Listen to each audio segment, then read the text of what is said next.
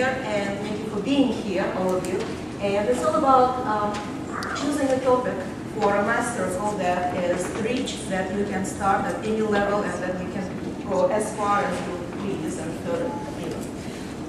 Speaking of choosing topics, I would like to bring your attention to a new series, or relatively new series, published books published by AMS, which is called MSRI, Mathematical Sciences Research Institute, Mathematical Circles Library. Now, this book is not in that library. Many of you probably know this book. It's a classic for all people who run circles. It was published by AMS many years ago, before the word math circle became known here. But all of these, all 5 books are now published, and forthcoming there are at least 3 more books that will be published very soon. So all of these books are actually available at AMS booth, but I brought them here. I borrowed it from the booth so that people can browse through them. So I'll put them here. So put them on the door so you can see them. Yeah. Okay, and we also have some flyers that are about these books, and some of them are, well, very few unfortunately. They didn't know that it would be so popular. They brought some books, they brought some flyers, but they're out of them. So still you are welcome to take that. Please don't take the books, but you're welcome to take these. All right, so one of those topics that are incredibly rich is geometric combinatorics. You can go as far as you want into that subject. I did last year. I did two meetings of our circle on geometric combinatorics, but it wasn't about the problems that I'm going to talk here about. So well, that's just to tell you that it's so rich that you can just take any number of problems, and you can run any number of circles, any number of meetings, any number of sessions with those topics. I did present, well, my circle is mostly middle schoolers, mostly 7th, 8th graders, and some younger kids, and very few older kids, almost none. And geometric combinatorics went very well with them. One of those sessions that I did last year with my circle was actually, it started with a Putnam problem of last year. I don't know whether you remember that problem. It was like you have a triangle and a lattice with vertices at lattice points, and you need to and this is such a triangle that the sides are all of integer lengths. What is the smallest possible length of a side of that triangle? It was a Putnam problem, and not everybody did it right. Who took Putnam exam? Well, my circlers did it in 10 minutes, 7th, 8th graders, and not all of them, but some of them did it very well and very correctly. So, okay, here is what I want to share with you. The first one is Barsak's problem, and I'm not starting with stating what that problem is, but here are some examples of the very first problems that you can discuss with your kids or with your teacher. So first of all, of course, you need to tell them what we mean by diameter, and it's very easy. Everybody understands that. It's just the biggest. If you take any 2 points in your set, and the set can be finite or infinite, doesn't matter. The biggest distance between any 2 points on a set is called its diameter. So, well, how can you find the diameter? And there are some obvious questions. Well, if you have a polygon, what is its diameter? And you can prove. You can ask your kids to prove that. First, you can ask them to investigate. Then you ask them to prove what they found. It's not that obvious.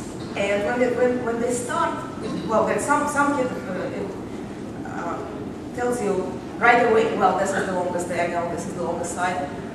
Well, how do you know that this is the longest? And then they start thinking about it, and they understand that it is not as trivial as it appears. And then, of course, you go to the 3D, and then something else happens. Okay, then, what is the relationship between diameter of a set and some other characteristics like the area, perimeter? What are the relationships?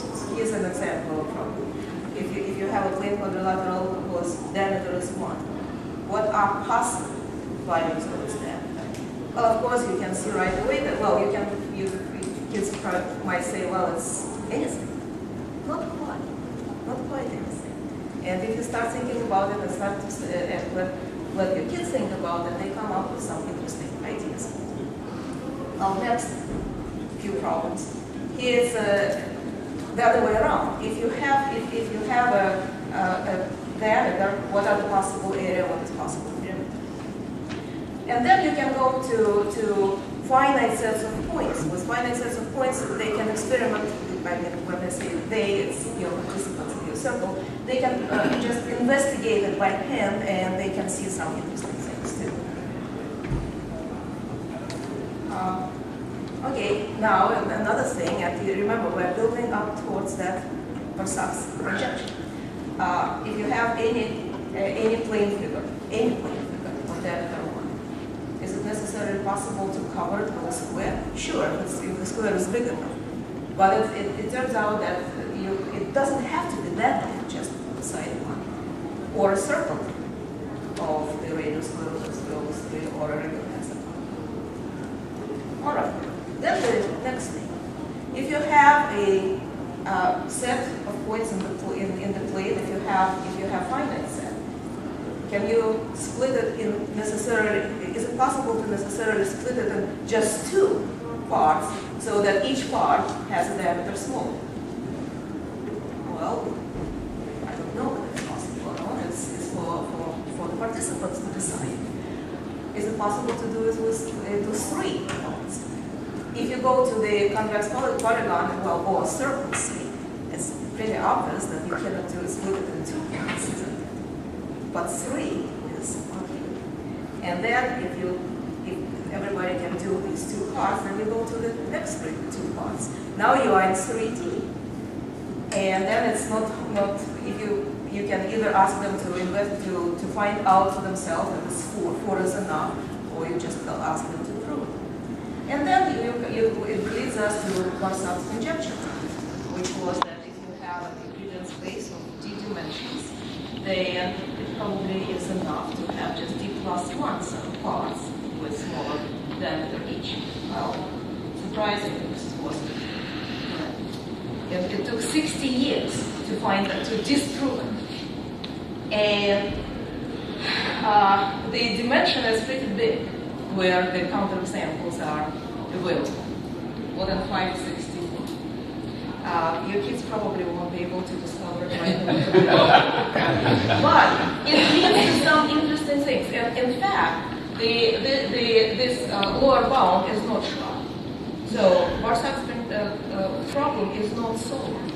And this is one of the things that I personally think I believe that it should be that every session, every topic you choose should actually lead all the way to open questions, so that your kids can go all the way to real research. It's definitely kissing numbers. Everybody knows what kissing number is, right?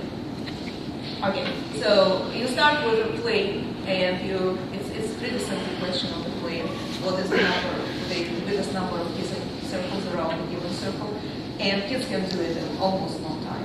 Then you can consider some variations. What it is, not a circle, but a triangle. You have same copies of the same triangle. What is the kissing number of triangles or squares or anything? Or you can consider not kissing numbers, but what if your circles that are around a given circle are allowed to overlap, but only slightly, so that, for example, the centers are not covered. How many of those can? And then you go to 3D, and it's not as easy anymore. In fact, Newton was not sure, and there was a big discussion between Newton and Gregory. Gregory thought it was 13, and Newton insisted 12, but nobody was able to convince the opponent. Okay, well, here's another surprise. The kissing numbers are only known for these dimensions. And the kissing numbers are growing pretty fast, as you can see. For dimension 24, it's a pretty big number. And surprisingly, the last one found was for dimension 4, not for dimension 84, but other dimensions I don't know. Well, the next problem, which is probably my favorite, that is about chromatic numbers. And you can start very easily with a very nice and simple and gentle questions.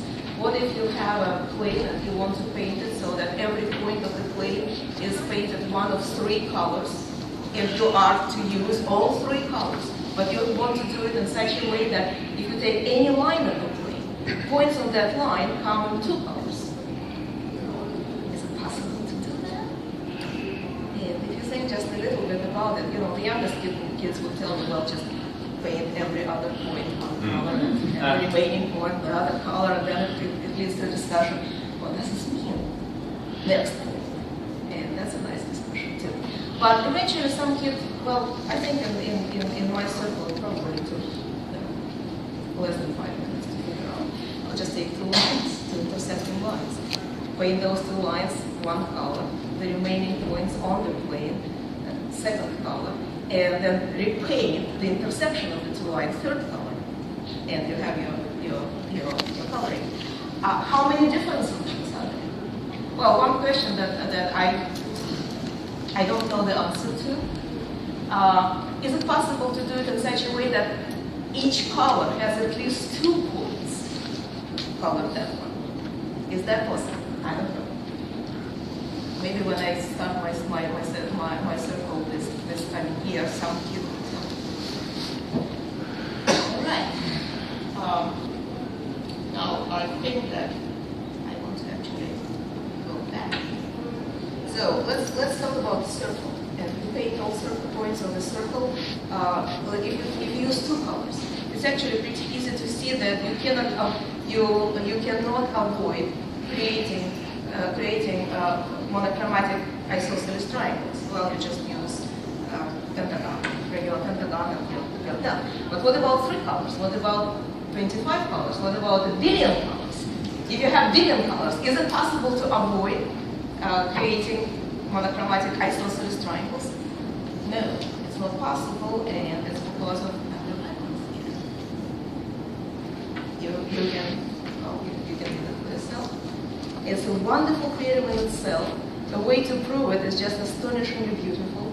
And if you try to build your session around just van der Waals theorem, you probably can spend a couple of sessions, 3 sessions, 5 sessions, depending on how deep you go and how much generalizing you want to consider. And it's an absolutely beautiful topic. And of course, if you know that theorem, then it is easy to see that billion colors is still not a solution. You cannot avoid creating those isosceles triangles. Again, this is an open question. What are the Reynolds number for different number? R is a number of different colors. K is the length of an arithmetic progression that you want to create, monochromatic progression. It's very easy to find. You can do it in your circle in no time, well, almost no time to find a couple of these, well, especially the first one. But the best known upper bound belongs to Timothy Gowers, and it is astonishingly bad. It's absolutely clear. So this is a widely open question. Most of these numbers are not known. And even making this bound a little better will be a good research project. Well, probably it's not. And then we come to the question in hand. What is the chromatic number? How many colors you need to, what is the minimum number of colors to paint all points on a line so that you avoid having points of the same color at a certain distance away, unit distance. That's what color.